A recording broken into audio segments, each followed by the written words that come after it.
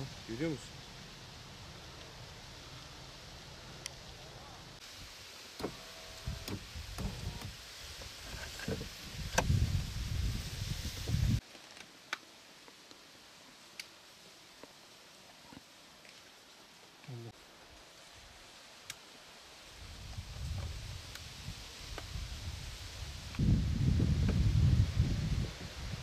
Çeneci, bolu çeneci.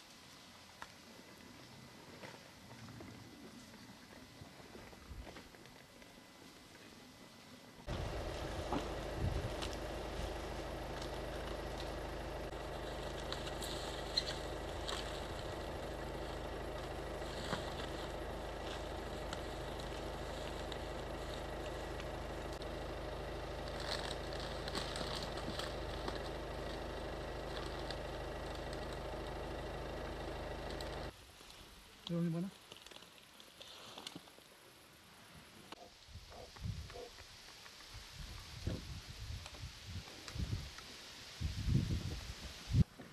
Hadi gel, hadi gel, hadi gel.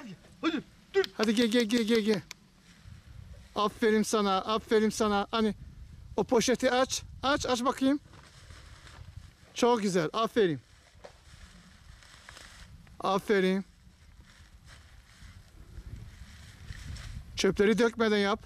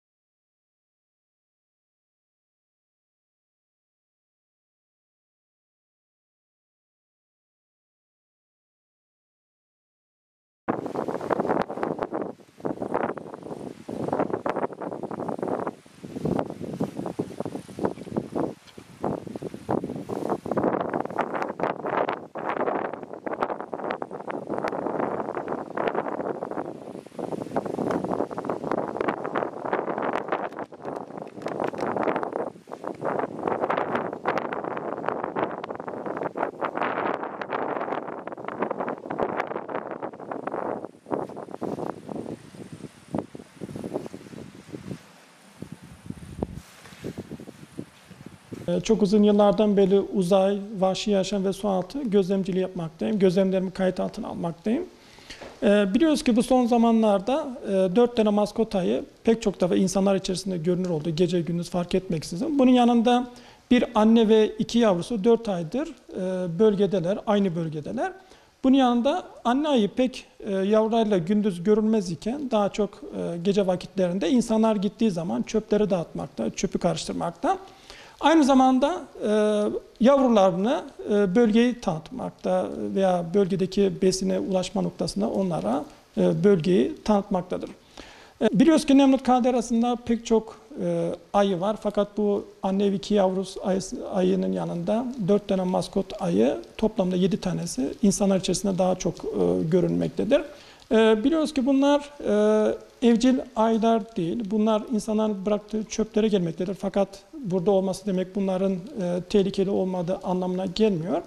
İnsanlar daha çok bunlarla fotoğraf çekilmek için ya da onları beslemek için daha çok yaklaşmakta. Bu da insanlar için tehlikeli bir durum arz edebilmektedir. Sonuçta bunlar kafesin içerisinde olan canlı veya bir hayvanat bahçesinde olan canlılar değiller.